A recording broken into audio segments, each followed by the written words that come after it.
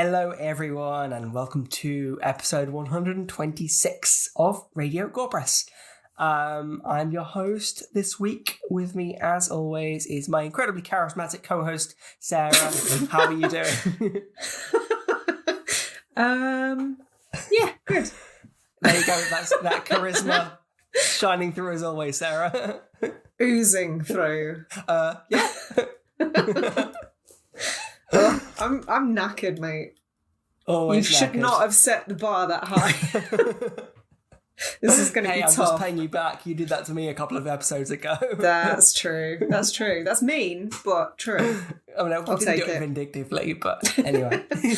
No, glad to hear you're okay. So we're going to jump straight into it this week. I can't remember whose choice it was, but I'm glad it was chosen. I think it might have been yours.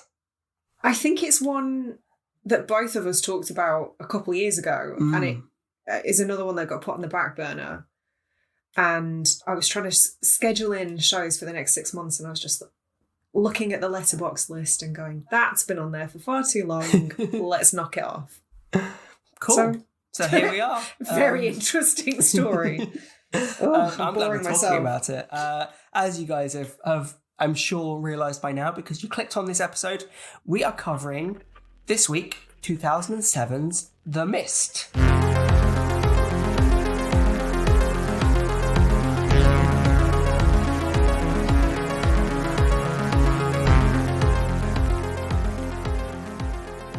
We are indeed. Not to be confused with The Fog Nope. or any other Fog. weather-related. Yeah. Sharknado. Sure, yeah. I don't think anybody's going to be confusing The Mist I mean, for you said Sharknado. weather-related. I mean, I don't think a Sharknado is an actual recognised weather event. To the asylum, I mean, yes. I'm not a weatherologist, so I don't feel comfortable saying. Weatherologist. Yeah, that's what they're called, right? Yeah, sure. So this is a film directed by Frank Darabont, who I think may be the only person who is capable of adapting a Stephen King novel. One of the few people, at least. You shut your whole I'm like, mouth. Wait a minute. If The you don't Shining. include, if you don't at least include Stanley Kubrick on that list, and you know what? To a lesser extent, what's his face? I don't know. Doctor Sleep, Mike Flanagan. Yeah. That's a fair point. I can't believe I forgot his name. It's just one of those things where it seems like only a few directors are capable of interpreting King's madness in a successful way. Certainly in a way that King himself is content with. I mean, tell that to Kubrick. What, precisely? He's a bit of a weird, ornery dude. I don't know. He seems like really happy and cheery. Whenever I see pictures of him, he's like generally grinning. But yeah, he's a bit of a stickler when it comes to adaptations of his work, which I understand. Mm-hmm. I guess you're going to be protective of your brain children. Yeah, it's fair. Like, it is your world. And I think I can imagine it takes not bravery as such, but you're basically putting your world in someone else's hands. Yeah, I wouldn't call it relying on them bravery. to, I think you interpret have to correctly. sort of numb yourself to it Yeah. so that you can have enough distance between you and the material that somebody else can effectively take over, I suppose. That's true. I guess it depends on how. I think with King is so. Obviously, he doesn't really create shared universes. I mean, there's often running characters, running threads or like locations that kind of. Or it's always in bloody Maine, isn't like it? Derry, Maine, or like Castle Rock, or Randall Flagg. Somewhere in or around Maine. But there's always like common threads that run through his work, and I think he probably more than a lot of other authors does point to his work being certainly in a similar world, if not the same world. And I think perhaps because of that, he's probably got more love for that world that he's created than other authors would. Well, I think basically it's like the saying that a lot of people misinterpret, write what you know. And I say people often misinterpret it because I don't to my understanding, it's not supposed to be taken literally. Write what you know means sort of ground your work, pepper in some truths to ground it. And I think Stephen King is the perfect example because, he grew up around that area. He's writing towns that he knows. He's creating these places that he's kind of familiar with from his youth or whatever. And then, chucking in a big monster. A rich being of some kind. Yeah. Or some sort of cosmic space turtle. I don't know. They're all the same. So what was this? This wasn't a first watch for you, was it? Oh, God, no. No. Do you know how many times you think you've watched it by now? Ooh, 5 or 6. But I hadn't seen it in about a decade. Okay. Yeah, I think I'm probably roughly around the same. So the first time I watched this movie, I then immediately, because it was with a friend back at uni, we got it on DVD, we watched it, and then we immediately watched it again in black and white. Oh, wow. Yeah. Okay. Because we got the DVD, so we obviously had that double disc edition that had kind of a different take on it. I'm not saying it to show off. That's a weird flex. So yeah, no, it's something I'm quite familiar with. So I'm very glad we're here talking about it. I mean, this is very up your street. I would have guessed anyway. For sure. Speaking of the film, do you have... No, you don't have a synopsis ready, do you? No. Did you see the blind panic in my eyes? I saw it happening. I saw it happening live in person. Oh, no. I almost wish there'd been a visual element to this podcast so people could have seen the absolute alarm that just crossed my face. I've got one ready if you want me to take it. Excellent. After a powerful storm damages their main home, that's Maine with an E, not their, predominant home. They don't have, not their vacation home. They don't have, 5 homes and this is their main home. David Drayton and his young son head into town to gather food and supplies. Soon afterward, a thick fog rolls in and engulfs the town, trapping the Draytons and others in the grocery store. What are you laughing at? I'm laughing at describing the mist. Just say the mist. The fact that they're skirting around it by calling it a thick fog. Imagine if they called the film The Thick Fog. Is that thick with a CK or a double C? Yeah, that fog's thick. Terror mounts as deadly creatures reveal themselves outside, but that may be nothing compared to the threat within, where a zealot calls for a sacrifice. Ugh, what a bitch. Just the mention of that's made me visibly angry. I feel we need to talk about it immediately because... Immediately? You want to get it scratched off the list? This film... You look like you're vibrating with ire. This film and especially something like Midnight Mass have made me realise how much I despise kind of characters who are so convinced in their beliefs and their beliefs that they are right and they're doing the right thing despite all the evidence pointing otherwise. I just love to hate those characters so much. I unsurprisingly have quite a lot to say on the subject, but I'm going to bite my tongue until we get to that point. Okay, yeah. I just needed to get that out quickly before. But you're quite right in that I think Mrs. Carmody and Beverly from Midnight Mass would be fucking BFFs in real life. Can you imagine? No, that would be hate it. The team up that we did not ask for, nor do we need. So... What did you... So I think I'm going to jump straight in. This film, I noticed, had a bit of a weird visual style. Yeah. In several places, I would agree with that. To me, it had, and I think it was probably a directorial choice. It had a sense of it being a documentary almost. There were certain moments where the camera was kind of reframing itself and quick kind of crash zooms into someone. The type of thing you would find in something like it's all that kind of filmic language that you see in things like The Office where a camera's trying to mimic how a documentary would be filmed. And I think it's one of the first things I noticed, which is why I kind of jump straight in there. I think it really grounds the camera as being in that environment really well. It does make you feel like there's a certain element of not believability, but I think it helps you tricks you into thinking that there's more truth to it, you know. That's really interesting. And I say that because that's not something I took notes on. That's not something that definitely stuck out to me.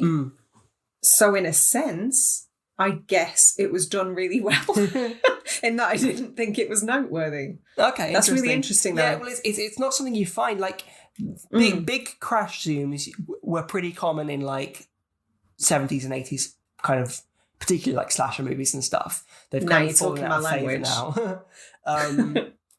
But the only place I tend to find these sort of things is when someone is filming something on the fly and they are trying to get their shot with limited camera work, and that's why, you know, and so maybe you would leave these zooms in, these kind of these small kind of twitches, these reframings in, because, you know, in a documentary environment you wouldn't necessarily have the ability to reshoot things with a different camera angle or something. That's a good point. Yeah, and I think that sort of helps really place that camera in this shot they all get stuck into.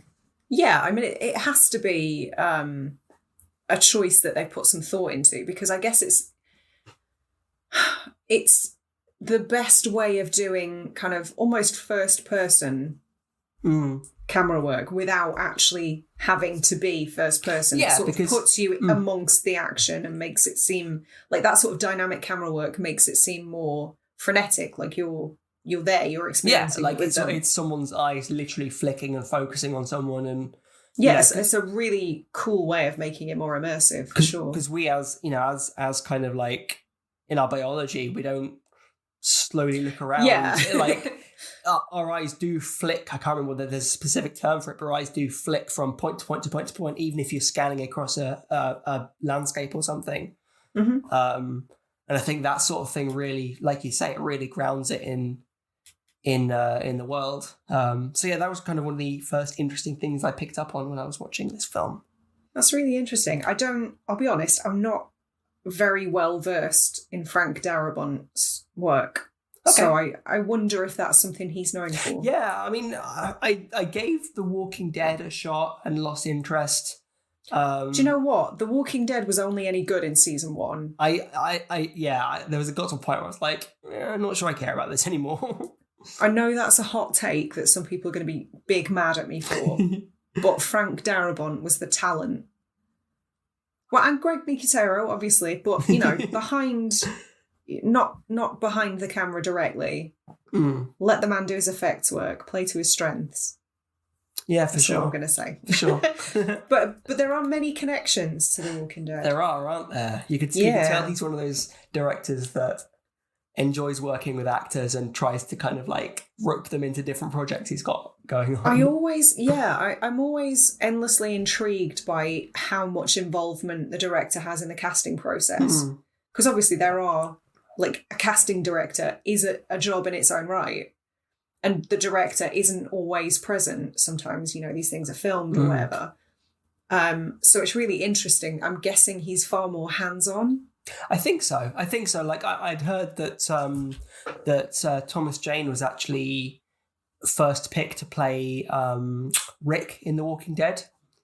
Oh no! I mean, I'm not saying he would have been better, but it certainly goes to show how much involvement Darabont has in getting people involved, getting sort of these people involved with the process. You know.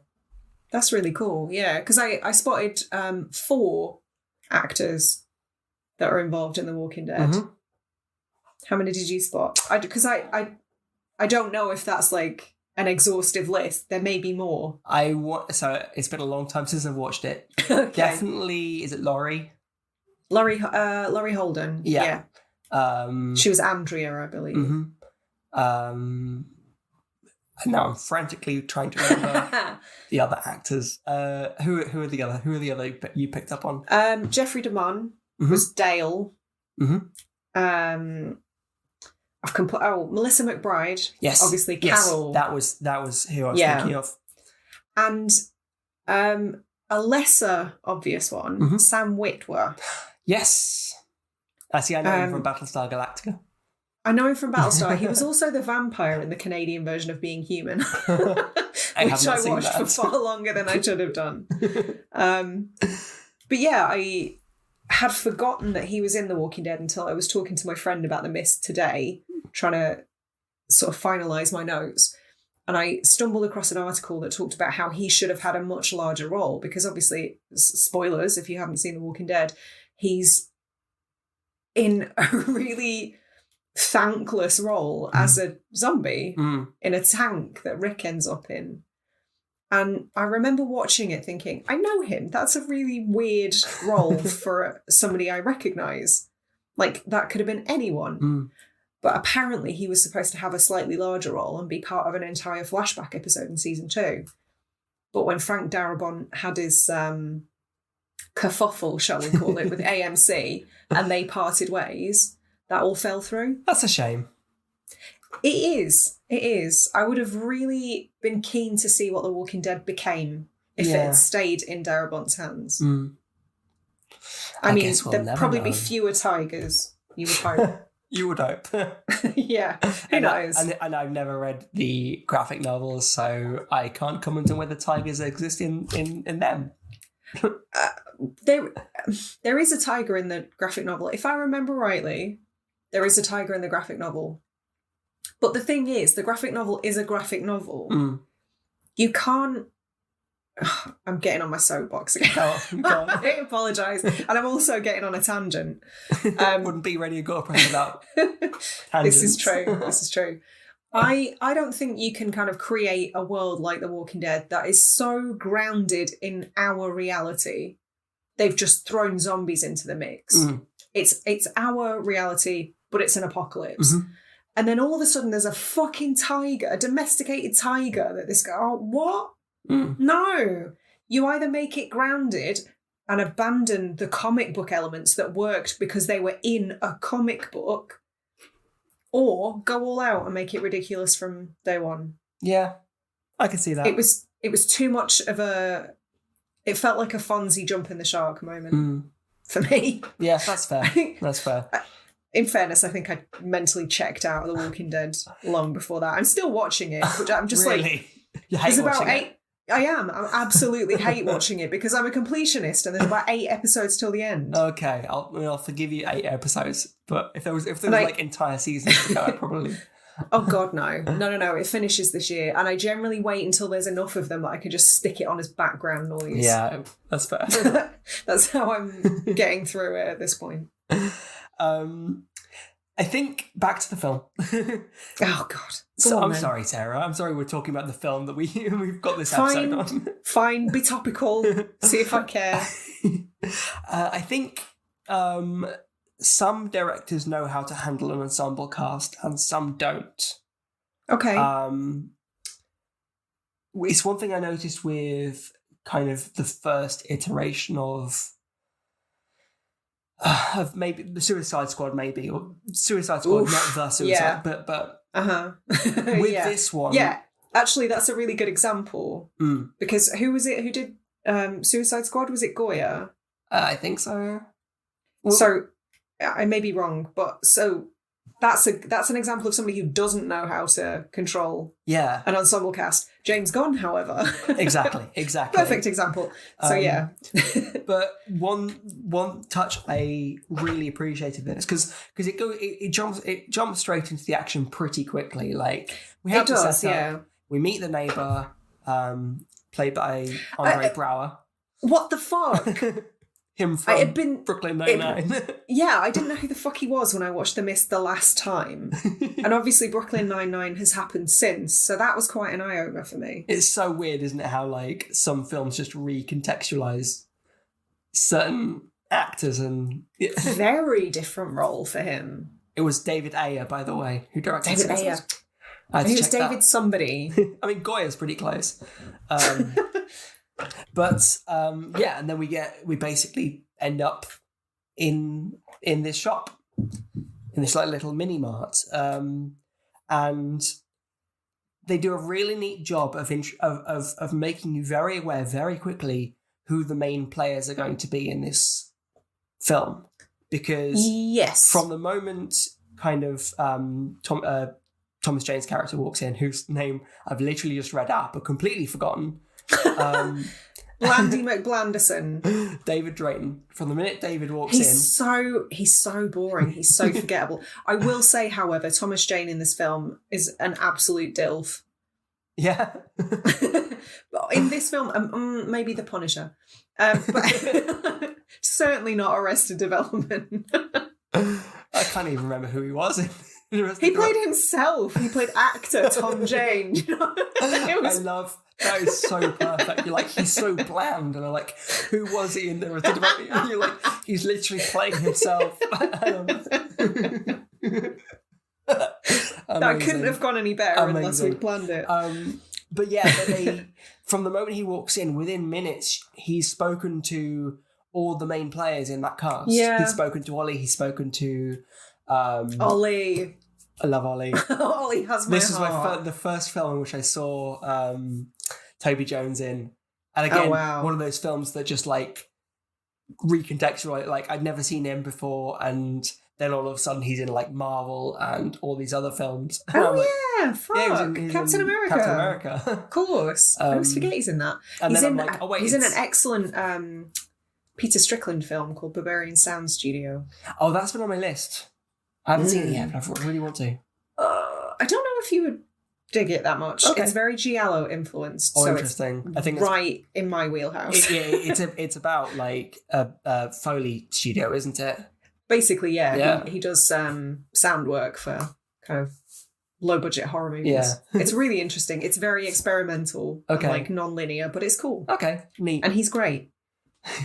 But yeah, you meet Ollie, you meet kind of whatever his name is. I was desperately trying to think of his name. Who are we talking about? I'm terrible with names. Well, Sam, all of the people we've mentioned so far. Really. Oh, right. So the military guys, Mrs. Carmody. We meet. What's his name? Oh my god! I should have written these down. The guy William plays Death Sadler. William Sadler. Yeah, the guy who plays Death in. There we go. In Bill and Ted. Oh, that's what you remember him from. Yeah. Seasoned character actor William Sadler. I don't know his character name though.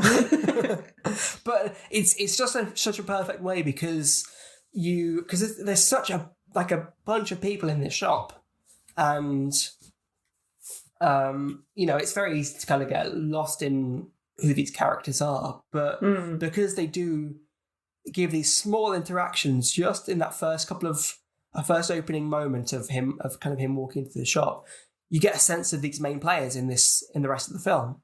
And I think that is such a good way of doing it because it's not overwhelming. It allows you to familiarize yourself with these actors and who they are and the type it's really of concise without it feeling too much like, oh god, exposition, character introduction. Right. I just wanted to sort of bring some attention to that because I thought that was a really neat way of doing it. As a side note, a trick that I find it doesn't help me remember character names rather, but I always try and, if I can't remember a person's name, character or actor, I try and figure out who they look like and give them a nickname based on that. So, for example, the biker dude, the biker-looking dude who ended up being halved. The wrong kid died. He's, in my notes, being referred to as Non-Perlman. Non-Perlman. I love that so much. Just a tip for future reference. I'll make sure to note that down. I just really appreciated that whole introduction. I think another sort of speaking back to directorial choices as well, I love how this film utilizes sound. Okay. Because there is very little score in this. That's true. It's yeah. almost entirely like just diegetic sound and silence. I And love the word diegetic. I know, right? I was talking about that the other week because Dan and I have forgotten what the term was for, sound or music that occurs within a film. Yeah. Yeah. But it's only really when the camera starts venturing out into the mist that you start to hear like this very like ethereal ambient soundscape. It's not really music in the traditional sense. It's more like a soundscape. And I think that's such a perfect way of doing it because you, again, it grounds that like the humanity in the shop. And then it makes the world outside seem a lot weirder because of it, because there's such a difference in the way in the way each world kind of sounds. Yeah, I can appreciate that. So yeah, I thought that was a really neat choice, and I'm sure we'll get to talking about the Dead Can Dance and host of Seraphim later. God, could there have been a more perfect song choice? Oh, I love it. Chills. That's all I'm going to say. I just want to say before we get too far ahead of ourselves, it made me laugh out loud when the title card appeared over a storm. So that is not any kind of thick fog that I've ever seen. The mist. No, it's not. Swing and a miss, dudes. Shall we talk about Mrs. Carmody? We're going to have to, aren't we? She's next on my nose, and I think... Okay. Like, she's just Mrs. Carmody, and then small angry face is... I mean, that's sufficient. That's all you need, really. I think I'd forgotten how quickly into the film, into proceedings, she starts with the, like, pulling the pious card. Yeah, but I think it's all the better for it. Yeah, I think... obviously, she starts waffling on about the Bible and Judgment Day and Day of Reckoning and all that stuff. It would have been weirder had they not led with that. It would have felt too much like a curve in her character progression. And so yeah, I think they had to. I think the fact that she rallies basically everyone else around her, like that needs to be a believable progression because it's such a big change in everyone else's character for all of a sudden to have this massive following that I think they need to make that start as early as possible to actually make it believable. Agreed. What's question? What's a question? Well, rather question. What's what's the time period that this movie takes place in? I think it's like 2 nights. I was trying to keep track. So like of 2 or 3 48 hours nights, roughly. maybe, because I think so. Because there's the I think that there's because there's the first night, and I think that's when. I think that's believable. Yeah. I think sort of 48 to 72 hours of being surrounded by nothing but this one group of people, and everybody's really on edge and fearing for their lives. That's probably enough time for religious fervour to take hold. Because I'm pretty sure it's the second night they try and wake up early to make their escape. Oh, yeah. I don't know if it's ever explained, but something that pisses me off, particularly about her diatribes, she's going on about like a life of sin and disillusion brought all this on. So then why are innocents being brought into the fray? I think that's the thing. That's the thing that makes these characters so detestable because there's such a obvious hypocrisy to them. And she starts yelling to sacrifice the kid. Yeah, what did he do? And then they start criticizing Ollie. I mean, this is much later on, so spoilers. For Ollie for killing her.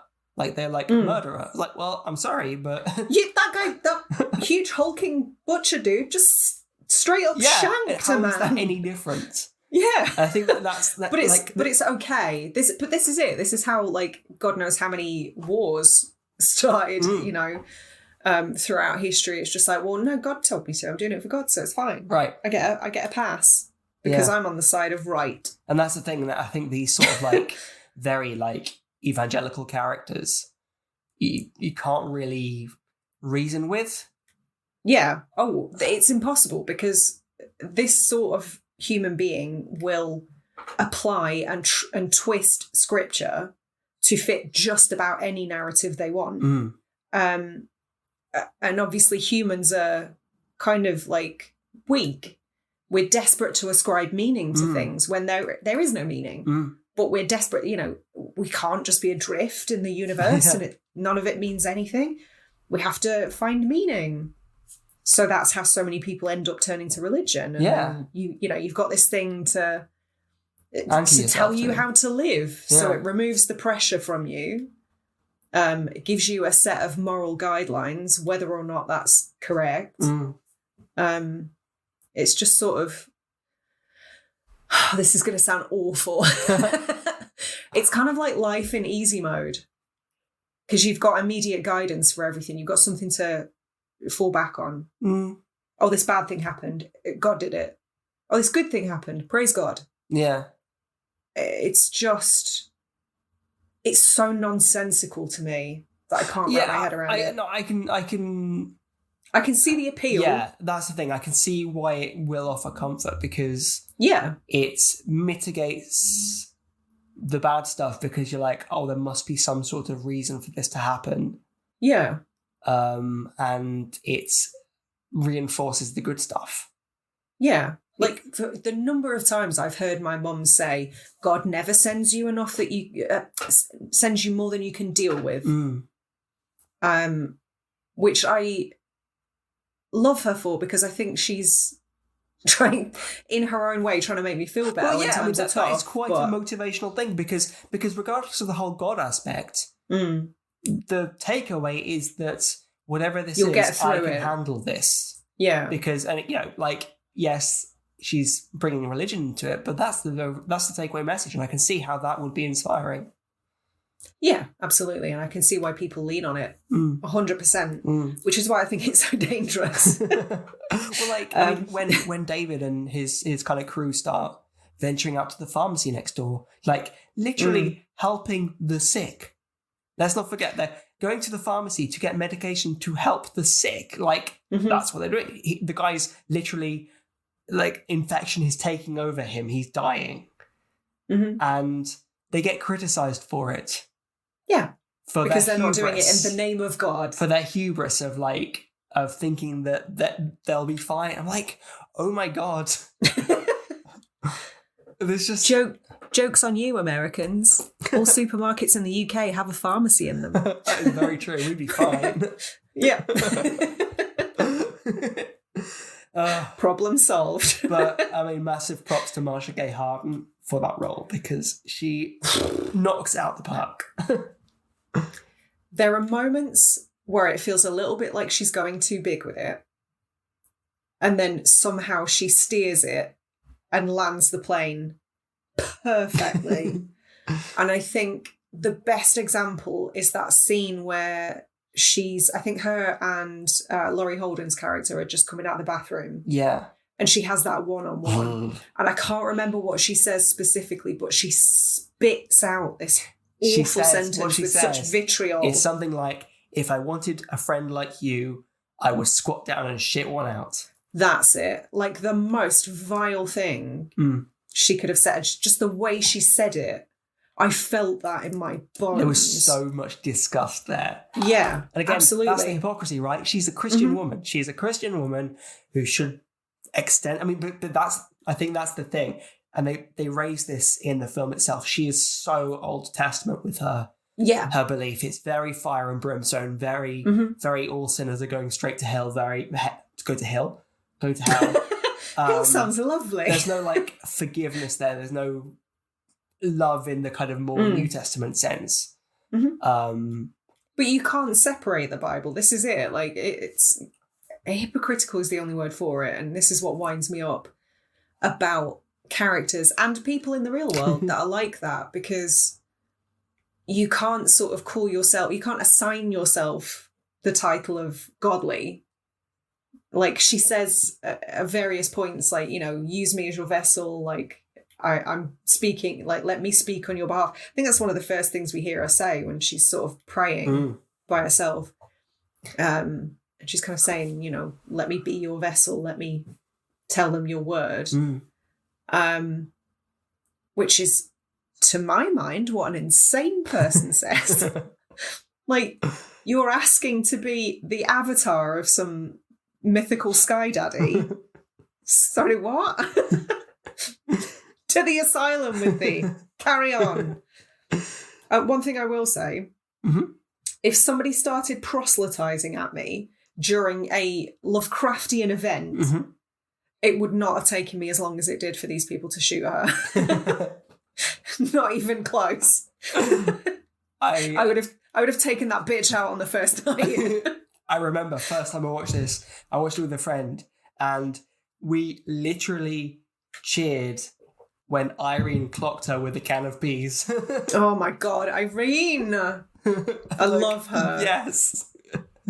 Irene's who I want to be when I'm an old lady. She's pretty great, to be fair. I think this is what Stephen King's very good at. He's very good at kind of like creating a kind of his community. His communities are very like, they're microcosms of the real world. And I think that's what you get in this, like the fact that everyone kind of descends into their own factions, like the shop itself, you know, everyone kind of like splits into their own factions and groups, and they start warring with each other. They're just within this single shop, you know. Can I voice a criticism Of the film? Yeah. Okay. Not of you. Of me. No. You're a terrible person, Phil. This is a personal assessment. Didn't I tell you? I'm gonna own up right now. Please still be my friend though. I didn't love The Mist this time around. Oh, interesting. I remember really enjoying it the first time I saw it, and I enjoyed it enough to watch it a handful more times. But I do have... I still think it's a good film, don't get me wrong. I still like it. I still think it's a good film. Would I rush to watch it again anytime soon? Probably not. Okay. So I do have some criticisms, and one of them is about kind of the point that you were making. I think in some regards that is the film's detriment, in that, yes, you see, but like it makes sense that these people are kind of forming divisions and branching off and siding with who they align with the most. But I think particularly people like William Sadler's character, for example, are kind of criminally two-dimensional. There's a lot of typecasting and stereotyping that goes on. And I guess to some degree, I'm arguing my own point as I say it. Go for it. I mean, it saves me the effort. Yeah, I'm just having a debate with myself while you stand there looking confused. I think to some degree they sort of had to do that, because with a cast this large, you have to differentiate people properly. I mean, I don't remember 80% of their names, but I remember their faces and their attributes, shall we say. So I guess it's easier to sort of write people as stereotypes or caricatures almost, because it makes them very distinct from one another. It's the easiest way to distinguish them in such a large cast. But I did find myself thinking at various points like, right, so we've got a racist one, we've got the heavy drinker, we've got the old... Do you know what I mean? Like, it was sort of a checkbox exercise of townsfolk. But I also understand what you're saying. I think that's perhaps what I'm getting at. Maybe I was being a little too generous with Well, what I was saying. No, because that's... dig your heels in. If you think that's to the film's merit, then... No, like... Well, I think it is, to be honest, but I just like that... I like that about it. I think you're probably right. It is a bit 2D, but I like some of them, not like everybody. The idea of like these archetypes that pop up. You know, it seems very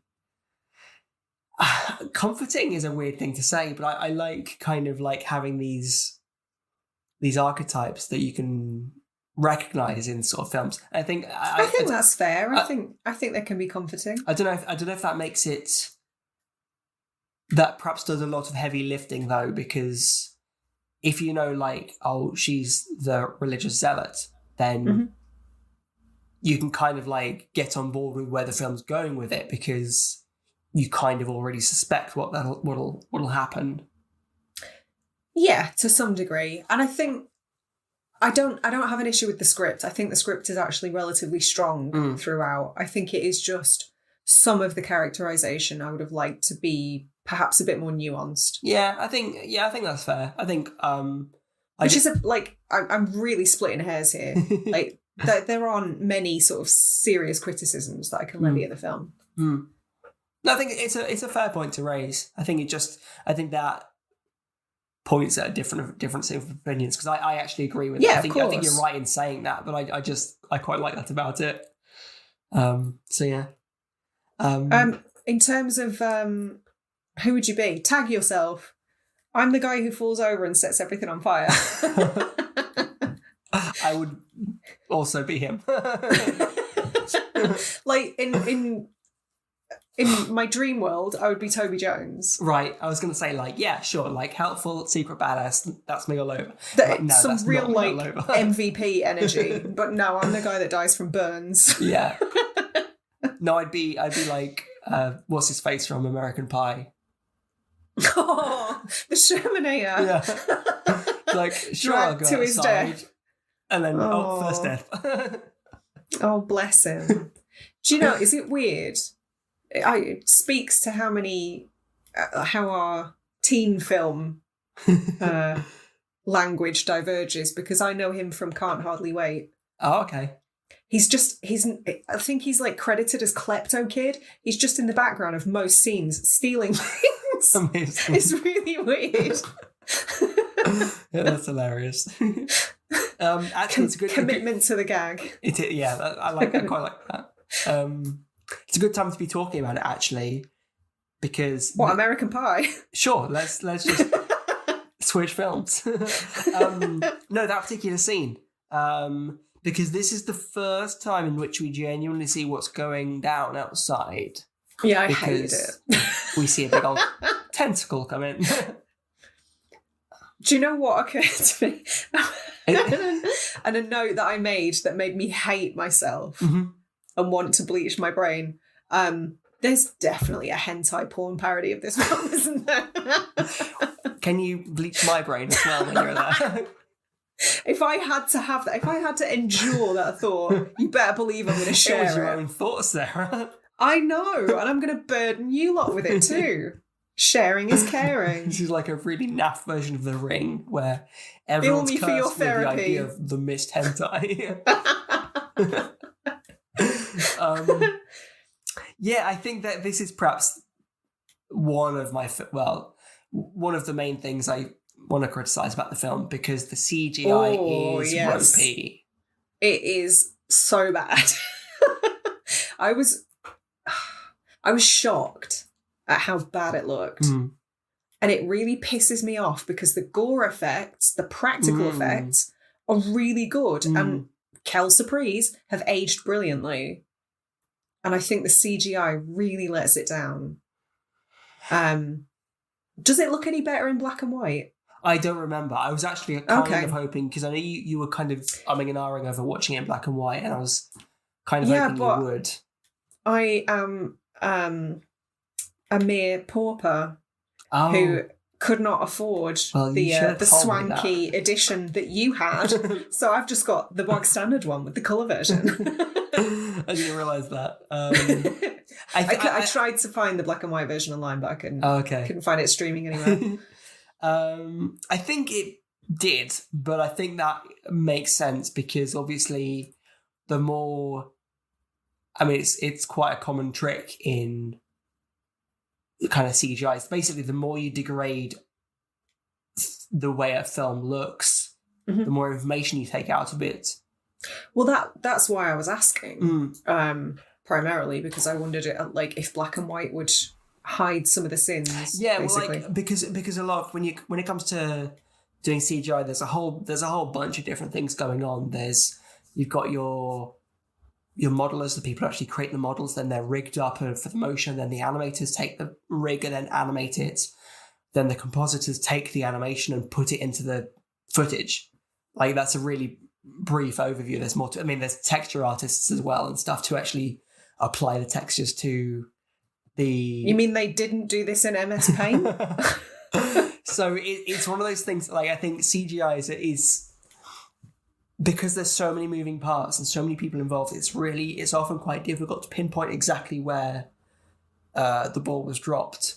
Okay. But yeah, like, as soon as you add like something like a monochromatic filter, like put everything in black and white, then that kind of takes a layer. I mean, it makes everything feel more cohesive because instantly there's no need for the compositor, for example, to color match the shadows together with, you know, with the highlights or something, or because it's just literally shades of grey, you know. And I think it would surprise me if, like I said, I don't remember. I basically watched this when it came out, so for the first time, and that was when I watched the black and white edition. So it's been a long time since that happened, so I couldn't tell you whether it did, but... It's mad that it's 15 years old. Right? Can we just say that? Don't. but yeah, like I said, the more you try and marry up the CGI with the footage, the plate you're working on, whether through monochrome filters or whatever, the more it can seem like a cohesive piece. So that is one of the tricks that they'll often do. Okay, well, now I know that it's likely to make things look better. I will only ever post black and white selfies from here on out. I heard it here first. It does annoy me because, like, one of the notes that I made was that the practical gore looks great. And obviously, with the scene in question, where Shermanator is dragged to his horrible death, there are moments where he's kind of... his skin is torn away. Yeah. And the CGI coupled with the practical effects, it just makes the CGI look even worse by comparison, I think. But I think this film particularly, unless they took more care to frame it, to light it in such a way, I think this film needed CGI. Because there's no way, I don't think there's any way you can get a practical effect that has the dexterity needed for something like those tentacles. All right, I'm raising my hand. Okay. Teacher, may I please speak? Go for it. This is another criticism that I have. Okay. I think they show their hand too much and too soon. Okay. I think it's important to give us a taste of the threat because, of course, we need to know what to be scared of. If, you know, I'm not suggesting they go full on Bird Box with it. We need to have a taster. Yeah. But I think they showed too much and too often. And I think actually the film works better any film works better the less you see, because your imagination works that much harder. And I think there's a really good example towards the end of the film. I was going to say the same thing. But like, it's literally called The Mist. There's your excuse to hide everything. Yeah. Just all we need to see are silhouettes and shadows. That's enough. We'll talk about it later. No, that's fair. That's fair. I think it's just... Like, to me, this isn't a monster movie. That scene had the benefit of distance. Because the idea is that this massive hulking behemoth just stomping across the landscape, and you could hide it way back in the mist. But as soon as you've got... sorry? I understand what you're saying. I know we need to have the characters meet the threat, but I think that's why they could have sort of just pulled the reins a little bit, used practical effects to just give us enough. Yeah. I think practical effects would have worked so much better and would have been logistically possible. I think on a budget, I don't know what budget the film had, but I'm imagining if you've got somebody like Darabont directing off the back Stephen of King. like, well, Darabont and Stephen King, The Green Mile, like, and Shawshank, universally revered. Shawshank Redemption, I believe, is still in the top 5 IMDb movies of all time. Yeah. Of all movies, that's incredible. I've seen The Shawshank Redemption once. I still remember. For fuck's sake, Philip. Are we going to have words? I'm a terrible, terrible film fan. It's a really good film, but I haven't felt the need to... films ever. Has anybody spoiled it? I bet it's been spoiled as well. I think I've read it. Oh, okay. Well, fuck you, and Rosebud was a sled. Carry on. I know that anyway. I mean, you were saying something. You were talking about it. Just the budget, right? You're talking about Darabont and having... I just feel like they could have done it practically. I feel like that was within their reach. And I am puzzled as to why they opted for CGI. Because to me, like, as we were talking about at the beginning, or maybe we didn't. Did I have that conversation in my head? I'm never sure. Start it and I'll tell you. Oh, God, it's such a nightmare being me. No, I think I had the conversation with my friend earlier. Okay. So, like, as with all... Are you suggesting I have none? No, I'm saying you had it in your head. Oh, no, I was talking to Matt. Okay. Because he's quite a fan of The Mist as well. And we were kind of talking and just saying, like, it falls well within the confines of a very typical Stephen King story in that the humans are the real threat all along, you know. So to me, it's not a monster movie. That's just the backdrop for the human drama. Same with all Stephen King works. So I think they could have definitely, like I said, just pulled back a little bit. That was a really long way of making that point. I think it's fair. Yeah, I don't know. I think it would involve some massive reworks. Like, I don't know. It's tough. I think it makes me sad because, like, if it were a lesser film with these effects, I think I might be like, cool, somebody remake it, ripe for a remake. But because it's a great film in most other aspects, I would hate to see it be remade. Yeah. I mean, I think CGI is often one of those films that thrives when the director understands its limitations. Yes. And because it does have limitations, and I know we've spoken about it before, but you had next to photorealistic CGI in Jurassic Park in 95 or whatever it was. I know, 93. Was it 93? Like, there's some amazing CGI in that. And that was like... Oh, didn't you know? What? They were real dinosaurs. Oh, well, that explains it. No, bloody hell, Phil. Someone hasn't watched the making of. Well, obviously there was the big prosthetics they made, the big kind of animatronics. But there was just straight up CGI in it. And yes, it is a bit ropey, particularly in the kind of fully lit scenes. But when the T-Rex is stomping over in the rain, it's got that like rim light to it, so it's only lit a little bit. And they've weighted it. It's all about the weight. Well, that's an animation thing. That's the thing. There's so many moving parts because that's more about the animation rather than like the way it's inserted into the movie. But because there's the rain kind of obscuring, again, giving some way of like fitting it into the scene because the rain is coming down in front of it, because it's lit very specifically, and because the dinosaur itself is wet because of the rain. Actually, that does a lot of heavy lifting, because I think at that point in time, it was very hard to get kind of like sheen looking good. Like the way something shines in normal light. And so as soon as you've got it wet, then actually the specular highlights can be really bright because it's wet, and that's just how light bounces off of water. And I think that's a lot to do with how obviously Spielberg, was advised or knew the limitations of the technology, because they shot for it. They shot that scene in low light, in the rain, in the dark, whatever, and that's why it looks so good. Whereas in this one, they probably could have done that better, because they've already got an excuse for that kind of like that scene to be dark, like the generators. You got the dodgy generator, right? You could have pushed that like really low lit angle and obscured those tentacles a little bit more, and it probably would have looked better for it. And it's a shame they didn't. That was a diatribe, wasn't it?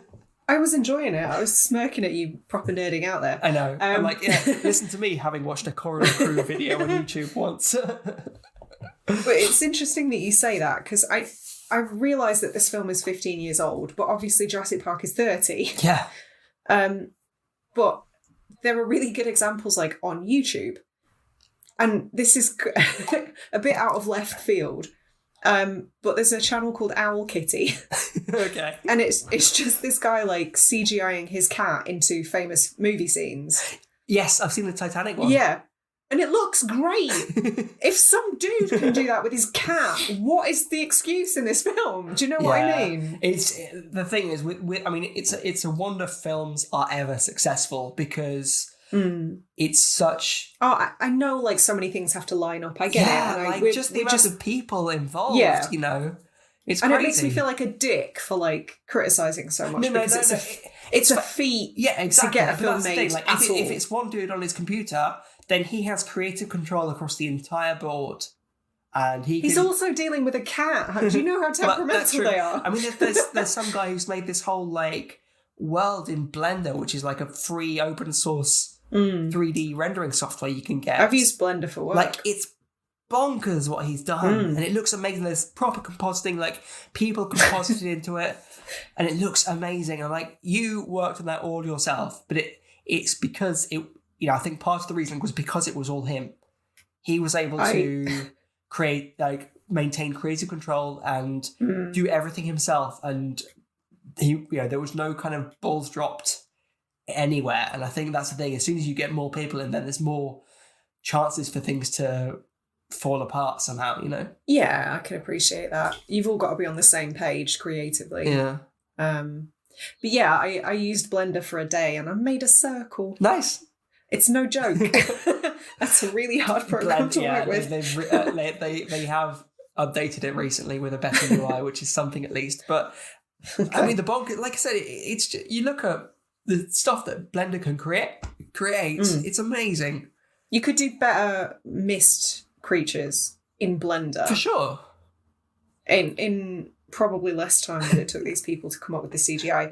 I don't know, it just makes me a little bit sad because I think the beauty of the mist as a concept is that the creatures can, for the most part, remain largely hidden or in shadow. And it makes me wonder if there's an even better film in there somewhere. I think it's just difficult because as soon as you relegate to the threat as always being inside the mist, then you'd need to properly think about. It might seem like the reasons for the characters to be outside in the mist, that might feel shoehorned because they're in a supermarket. They've got a whole bunch of supplies. They can survive in there for days and weeks. Do you know what would be more realistic? They should have had like idiots like me. Just some div who forgets and just bimbles outside. Oh, I fancy some fresh air. Oh, fuck. Sure it's dark out here. Yeah. What's going on, guys? Oh, no. But you know, I think that's the thing. They have to introduce the threat into the shop somehow, because otherwise, like I said, they've got no reason not to stay where they are. Mm-hmm. They've got plenty of supplies. It would have been a pretty dull film, though. Well, exactly. And like I said, any reason to force them out would feel shoehorned, because other than, you know, looking out for loved ones, they're perfectly safe where they are. Yeah, and like loads of food. Exactly, and it's because the fact that those insects appear and then the predator attacks the insects and the glass breaks and then they start getting in. There's a predator? What the fuck? Yeah, the predator eats the alien. Oh my god, that's the crossover I didn't know I needed. Question. Yes. I don't think it's ever explicitly said.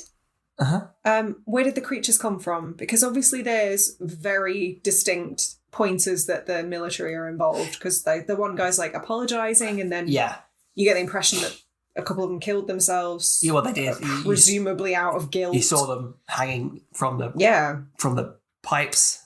So, what do you think happened? Some sort of rift that they created? So I was looking into this. Is there a definitive answer? There is a definitive answer. Okay. Andre Braugher, who plays a neighbour, was actually instrumental in keeping that under wraps. There was a scene right from the start where saw them. Did they put the spoiler down on a piece of paper and tell them to eat it? I think so. I think that's exactly what it said. That's how it works. When I read. Okay. There was a scene in which the military were doing an experiment, and there was a breach, and something happened, and Andre Braugher was like, "Don't do it," and they cut it. And I think good call. I think it's all the better for it. Like I think keeping that mystery alive adds so much, because I mean the mist itself seems so like the mist itself is harmless, right? The actual mist, it's not poisonous. There's no threat that comes from the mist itself. It's what's hiding within the mist that's is the threat. I think films can really lose their way when they try to over-explain things. Yeah, like leave the shitty, unnecessary origin story of the giant bugs to the inevitable Rob Zombie directed remake 10 years down the line. You know? Yeah. But you see the mist rolling down the mountain at the start, and then when they open up the metal kind of door in that kind of like back room, and the mist just kind of hangs without seeping into the inside, like it becomes quite a significant presence, and you're never quite sure until a little later on what it is that's happening. And I think that's part of the reason I loved it. Yeah, I think films often tend to over-explain when a little bit of mystery actually strengthens the story, if anything. They actually spent quite a bit of time trying to make that mist behave exactly the way they wanted. Because as soon as that barrier lifts, the door lifts, like the mist stays where it is, almost like a solid wall for a little bit, and then it starts shimmering a little. Because it's a really thick fog. Like you said. You could cut it with a knife. But they had to play with the temperature. They had to really experiment with temperature differences between inside and outside to keep that mist where it was when the door opened. It was such a neat touch. I really enjoyed it. So here's a question for you, as we're starting to get into the arse end of the film. What would you have done? I'm guessing you wouldn't have been swayed by Mrs. Carmody's lunacy. But which character would you have been? What would you have done? Would you have just gone to find the Twinkies and had yourself a little floor picnic? I mean, that sounds great. In these situations, I always have this great image of who I think I would be, and who I actually am is probably very different to that. I would like to think that I would be with David and the others at the end. I have an additional question. Okay. Does the grocery store sell booze? I don't think... Is that legal? I don't think... I could be wrong. I'm not sure it's legal for, alcohol to be sold at stores. It's not in Canada. I thought it was in the States. Maybe... Or in some states, I guess anyway. It depends, yeah. And this is in Maine, so we know that for sure. We do. So we'll have to look up Maine alcohol laws to find out. Let us know, guys, if any of you from Maine and want to chime in.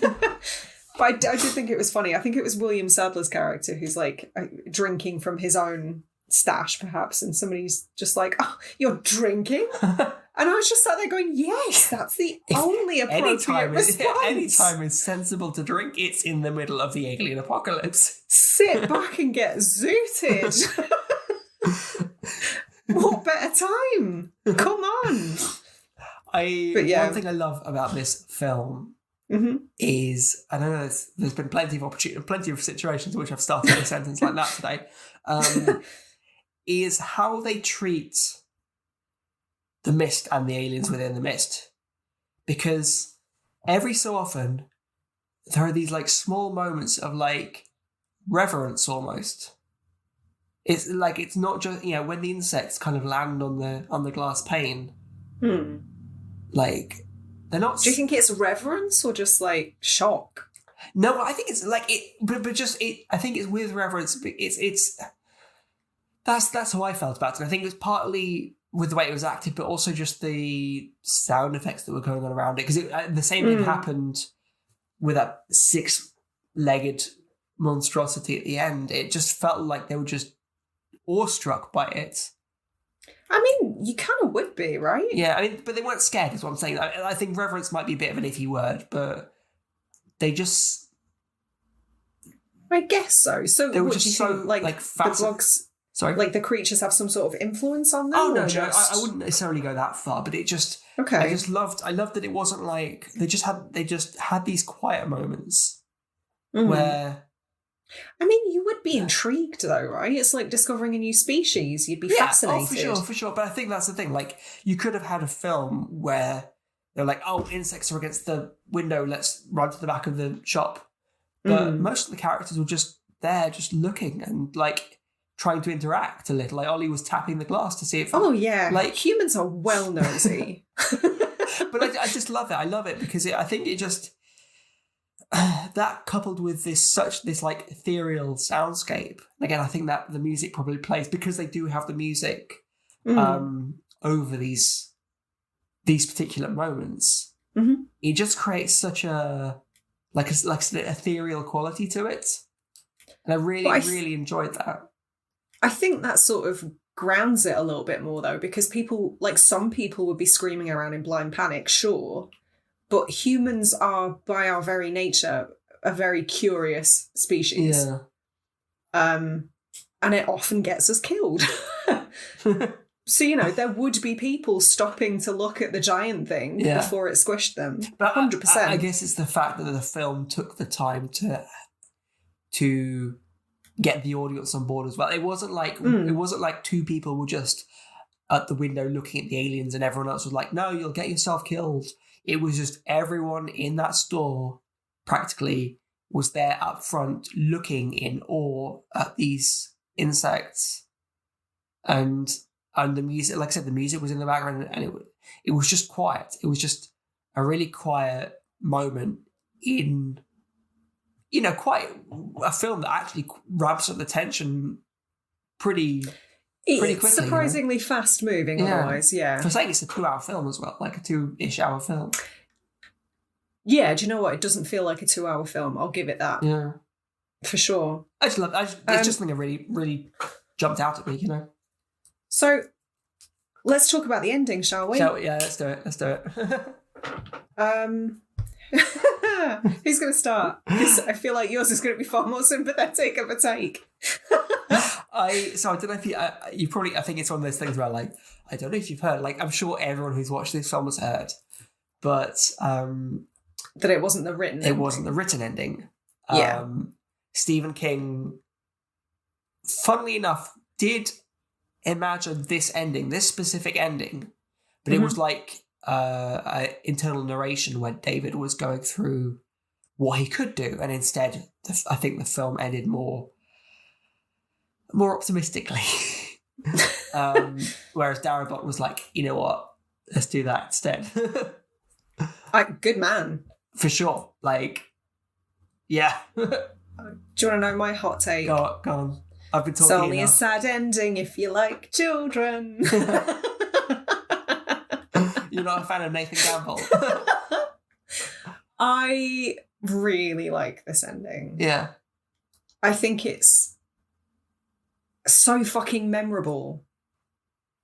Yeah. Can you imagine if they'd all been saved? How boring would that have been? But I think that's always the thing I struggle with in like big apocalyptic movies like this, whether it's zombies, whether it's aliens, whatever. It's like either everyone dies or the military comes in and saves everyone.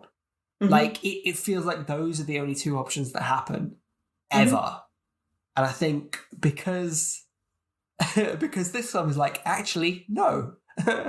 Like that's what makes Why not both? Yeah, that's what makes it memorable because both happen.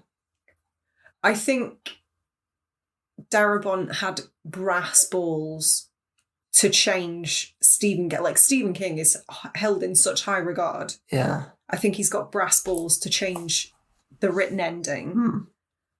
That's a hell of a baller move. That shows such confidence. Yeah. And it goes to show that Stephen King does not always know best. Oh, for sure. You know. Oh, yeah, especially when it comes to remakes of The Shining. The less said about that miniseries, the better. That gets my goat. What a knob. The song. Yeah.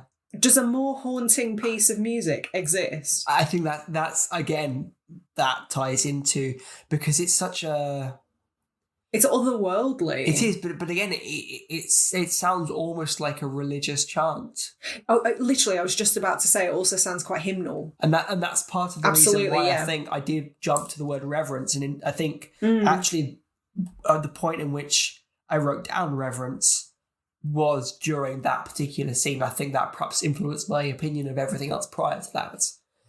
Maybe what the film is actually about is that the eldritch creatures are actually our elder gods, and it's all about the folly of man, assuming that we know best and that we know who the true god is. Part of me was a little like, is this cosmic horror?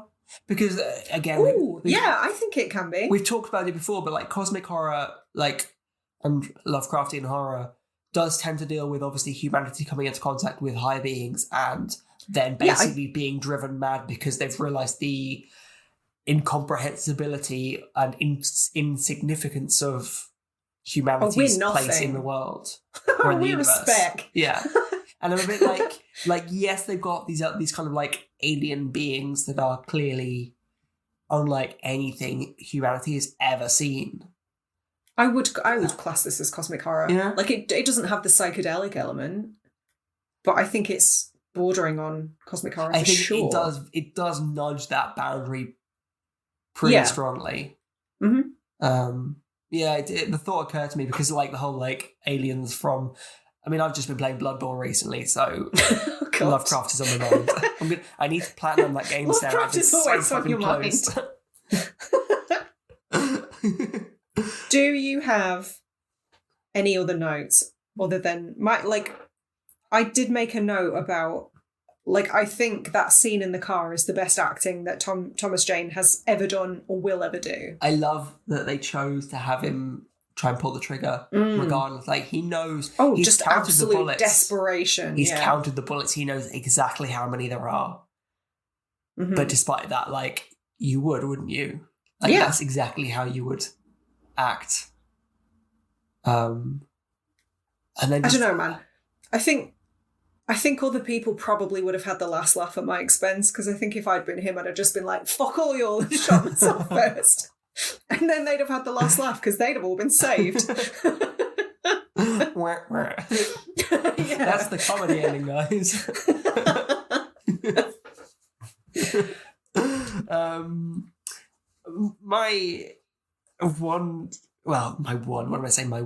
One of my criticisms is that the fact they used a fucking Wilhelm scream in this film. Did you pick up on it? Do you not like that? Why do you not like that? I don't mind it appropriately. Okay. But did you pick up on it? I didn't, no. It was when the older guy, I can't remember his name, it was right at the end, when there was Ollie, there was the four of them in the car, going towards the car. Mm-hmm. 5 of them, sorry. And no, it wasn't the Ollie. It was basically one of the characters that was trying to get to the car along with Ollie. Mm-hmm. Basically got taken out by an alien. And just as that happened, you heard a Wilhelm scream. And I'm like, guys, is that really the time to be doing it? It just pulled me out in the moment a little.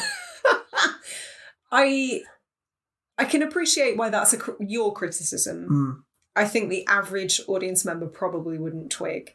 Probably, yeah. I mean, you're right. That's our point in the Wilhelm scream, right? It's a bit of an inside joke to those who know film. But I was like, distasteful, guys, distasteful. Do you have any other final thoughts? No, but I did like the appearance of the Dark Tower in the opening scene. I read somebody else talk about that. I didn't catch that at all. So you know that I think it's literally the first shot when David is painting the... Oh, shout out to the thing poster in the background, right? And I think I read that Christine is in there as well, the car. But he's painting a cowboy, instead of a cowboy in like a field of roses, I think. It looks like The Unforgiven or something. I don't know. But that's the whole thing. So basically, the Dark Tower follows a man called Roland, who is the last of his, not last of his kind. He's a human, but he's part of an ancient sort of tribe of warriors called gunslingers. It sounds like a silly thing to say, tribe, but ancient order of people called gunslingers, and they're basically like cowboys, and it's a bit of he's a cowboy it's a cowboy sci-fi thing, whatever. But yeah, that whole poster is a nod to the fact that in this universe, The Dark Tower is a film, and they made it into an actual film with Idris Elba recently. Oh, I know that it is. It's awful. Not good. I hated it. And there's just so much. There's like 8 books in this series or something like that. It's a pretty extensive. Well, they were quite thin though, weren't they? It was sort of started out installments. Yeah. And I mean, King's been writing it. I think I read the first one and then just went, this isn't for me. King had been writing them for throughout his career, So it's, yeah. But yeah, I mean that was just something I wanted to point out because it was quite a nice Easter egg, because I'd recognised the kind of tropes in it. But I think that's basically all my notes now. I don't know if there's anything you want to mention. Nerd. Shut up. My final thought is just that this is Toby Jones' world and Thomas Jane is just living in it. I want to see the version of the film where Toby Jones is playing David. I mean, you can reframe it in headcanon. I watched this, and in my mind, Toby Jones is the protagonist. You can just pretend. It works. It's so good, isn't it? So good. So would you recommend this film? Do you want to give it a thumbs up rating? I think it's a really strong film. I think it's there's definitely some magic when it comes to King and Darabont, for sure. That's undeniable at this point. I think it's not my favourite. It's not quite as good as I remember. And the CGI really fucking lets it down. Yeah. But yeah, I think it's a good film. I think it's a really solid film. And I think the ending elevates it massively. It's so bloody memorable. Yeah, I think this film is perhaps greater than some of its parts. Yeah, I think this is why I'm frustrated with it. Because I think there's an even better film in there. Yeah. With a couple of tightening up the bolts here and there. Mm-hmm, definitely. I'm in agreement. I think I'm perhaps being a little willfully ignorant of its flaws because I think I've quite a soft spot for this movie. That's fine. You're perfectly entitled. But I really love it. I'm glad we got to talk about it. I've probably been more talkative in this episode than I've ever been in any of our episodes previously. I can't shut you up, right? For fuck's sake, Philip. I want to get to bed. I've got to listen to this, Sarah. I've got to listen to my own voice harping on for an hour and a half. So yeah, guys, that's been our take on The Mist. Hope you enjoyed it. If you did, feel free to leave us a review or rating on your podcast platform of choice. Come say hi on social medias. We are on Instagram, Twitter, and Facebook. We will gladly accept any recommendations you might have as well. We've recently done recommendation last episode, I believe. Sleepaway Camp. Sleepaway Camp, yeah. That was a write-in, yeah. I think it was Luke on Instagram. I remembered. Oh, nice. I remembered that I didn't. He reminded us. Well, there you go, Luke. Thank you. Yeah, thank you so much. Do find us on social media and come and tell us what your favourite horror film that features aberrant weather is. Do it. Tune in next week for The Fog. Stay spooky. And then Sharknado. Oh, you're on your own for that one. Right, guys. We'll see you later. Stay spooky.